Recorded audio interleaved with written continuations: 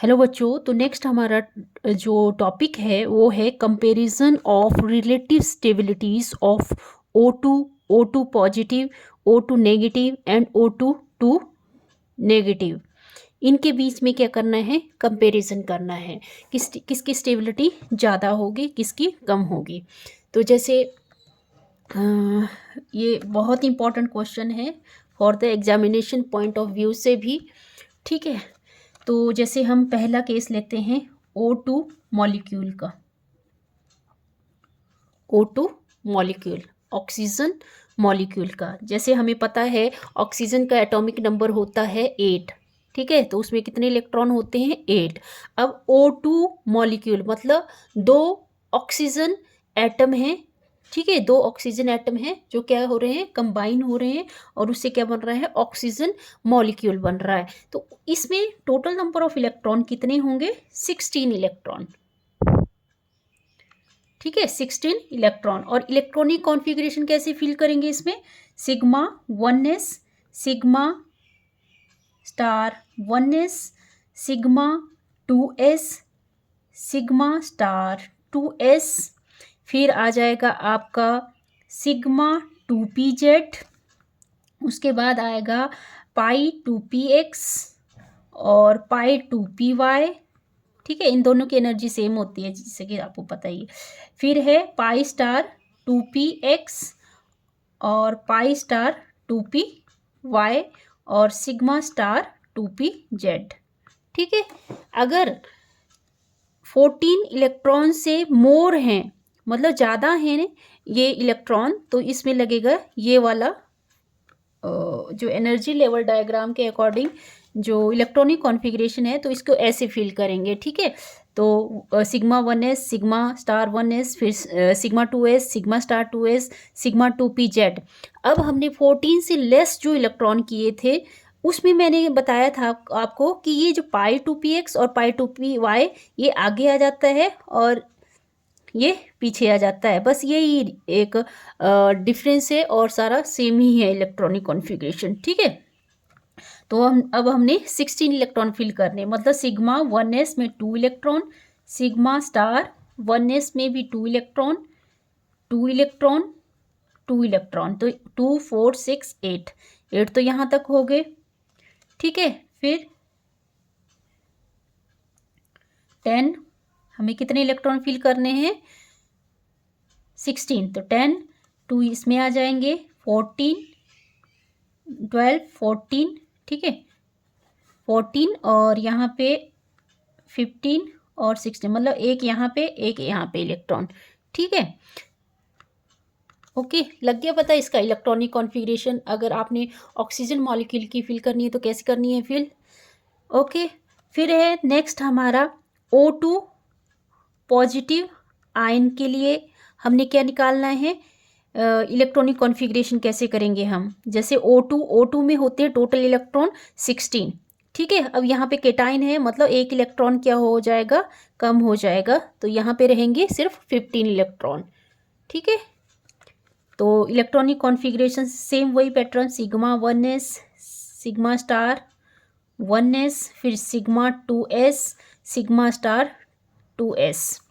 फिर आगे turn sigma 2pz, पाई 2px, पाई 2py, pi star 2px, pi star 2py और sigma star 2pz।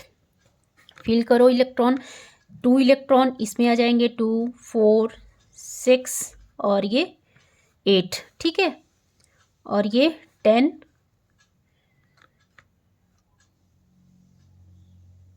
10 12 और ये 14 और एक इलेक्ट्रॉन चले जाएगा इसमें, ठीक है, 1 इलेक्ट्रॉन इसमें चला जाएगा, तो ये हो जाएंगे 15 इलेक्ट्रॉन, ठीक है। फिर नेक्स्ट है O2 पॉजिटिव। O2 पॉजिटिव हो गया हमारा, O2 नेगेटिव। O2 नेगेटिव का मतलब है 16 इलेक्ट्रॉन है और इसमें एनाइन का साइन है, मतलब एक इलेक्ट्रॉन क्या हो जाएगा, ऐड हो जाएगा। तो टोटल इलेक्ट्रॉन कितने फिल करने हैं इसमें, 17 इलेक्ट्रॉन।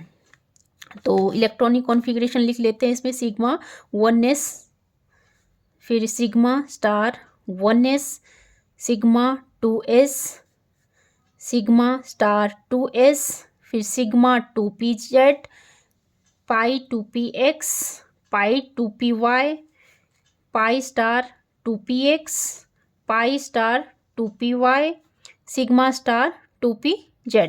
अब फिल करो, 17 इलेक्ट्रॉन फिल करने हैं हमने। 2 2 4 6 8 10 12 14 15 16। तो 2 इलेक्ट्रॉन इसमें आ जाएंगे और 1 इलेक्ट्रॉन इसमें आ जाएगा। ओके, तो यहाँ तक हो गया कंप्लीट आपका।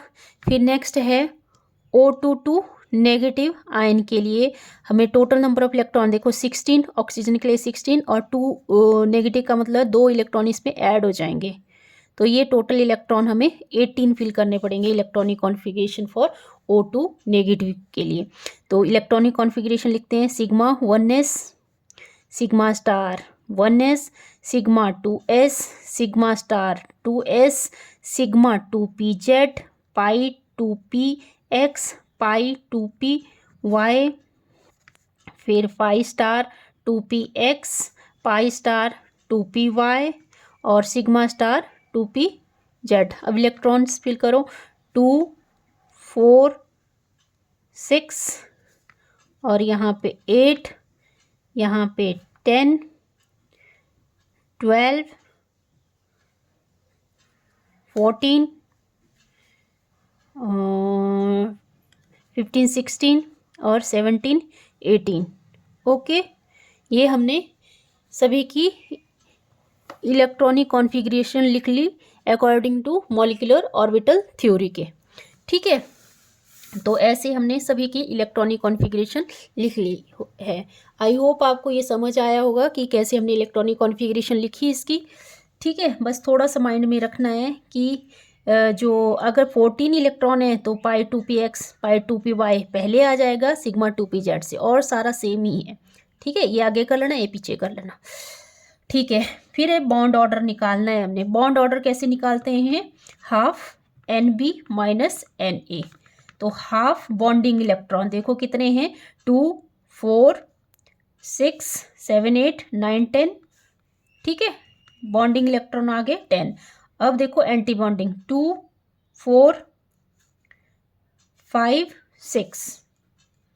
ठीक है, तो ये आ गया 4/2, तो ये आ गया बॉन्ड ऑर्डर ऑक्सीजन के लिए 2। ठीक है, ऑक्सीजन कैसे बनेगा, मतलब ऑक्सीजन के बीच में डबल बॉन्ड होगा। ओके, ये लग गया आपको पता। फिर दूसरे के लिए निकालते हैं bond order. Bond order for O2 positive के लिए NB minus NA, half NB मतलब बॉन्डिंग इलेक्ट्रॉन 2 4 6 8 10। तो 10 आ जाएंगे बॉन्डिंग और एंटी बॉन्डिंग में आ जाएगा 2 4 5 आ जाएगा एंटी बॉन्डिंग, मतलब 5/2। तो बॉन्ड ऑर्डर 2.5। बॉन्ड ऑर्डर किस O2 पॉजिटिव के लिए आ गया 2.5। सेम वैसे ही बॉन्ड ऑर्डर निकालना है हमने O2 नेगेटिव के लिए। तो हाफ NB माइनस NA, तो हाफ बॉन्डिंग के लिए 2 4 6 7 8 9 10। तो बॉन्डिंग के लिए कितने इलेक्ट्रॉन बने 10, और एंटी बॉन्डिंग के लिए 2 4 5 6 और ये 7। तो कितने इलेक्ट्रॉन हुए, 10 से 7 जाएंगे तो 3/2। बॉन्ड ऑर्डर O2 नेगेटिव के लिए बन जाएगा। जब इसको हम काटेंगे तो ये 2 1 सा 2 1.5 ना, या 1 × 1/2 भी लिख सकते हैं। ठीक है, फिर है बॉन्ड ऑर्डर निकालना है O22 नेगेटिव के लिए, हाफ NB माइनस NA। तो हाफ, अब देखो बॉन्डिंग कितने इलेक्ट्रॉन है, 2 4 6 7 8 9 10। 10 तो आगे बॉन्डिंग में, और एंटी बॉन्डिंग में कितने बचे, 2 4 6 8। ठीक है, तो यहाँ पे कितना बचेगा, 10 में से 8 गए 2 2/2, मतलब bond order bond order for O2 negative, मतलब पेरोक्साइड आयन भी बोलते हैं इसको, इसके लिए बॉन्ड ऑर्डर 1 बनेगा। ओके, अब देख लेते हैं इसका नेचर क्या है। ये पैरामैग्नेटिक नेचर में पाया जाता है या डायमैग्नेटिक में। तो यहाँ पे देखो 2 अनपेयर्ड इलेक्ट्रॉन है O2 मॉलिक्यूल्स में, दिस मीन्स ये क्या है, paramagnetic, paramagnetic in nature. Okay, फिर है O2 पॉजिटिव। अब यहाँ पे देखो एक अनपेयर्ड इलेक्ट्रॉन है, मतलब ये भी क्या है, paramagnetic in nature, paramagnetic in nature. और तीसरा देखो O2 नेगेटिव, O2 नेगेटिव में एक अनपेयर्ड इलेक्ट्रॉन है, दो मतलब तीन अनपेयर्ड इलेक्ट्रॉन हैं, तो ये भी क्या है, पैरामैग्नेटिक। ठीक है, और यहाँ पे देखो ये पेयर्ड है पूरा। ठीक है, यहाँ पे पाई स्टार 2p में 2 इलेक्ट्रॉन है और पाई स्टार 2py में भी 2 इलेक्ट्रॉन है। पेयर्ड मतलब इसमें ये क्या होगा, डायमैग्नेटिक इन नेचर। ठीक है, डायमैग्नेटिक इन नेचर। अब लिखते हैं इसकी स्टेबिलिटी। तो देखो इसकी स्टेबिलिटी क्या होगी, देखो बॉन्ड ऑर्डर सबसे ज़्यादा किसका है, सबसे ज़्यादा है बॉन्ड ऑर्डर O2 पॉजिटिव का। ठीक है, तो सबसे ज़्यादा स्टेबिलिटी इसकी आ जाएगी। फिर देखो बॉन्ड ऑर्डर O2 की स्टेबिलिटी इससे कम आएगी। फिर देखो ये बॉन्ड ऑर्डर 2 आया ना, फिर बॉन्ड ऑर्डर O2 नेगेटिव और सबसे कम O2 नेगेटिव आयंस।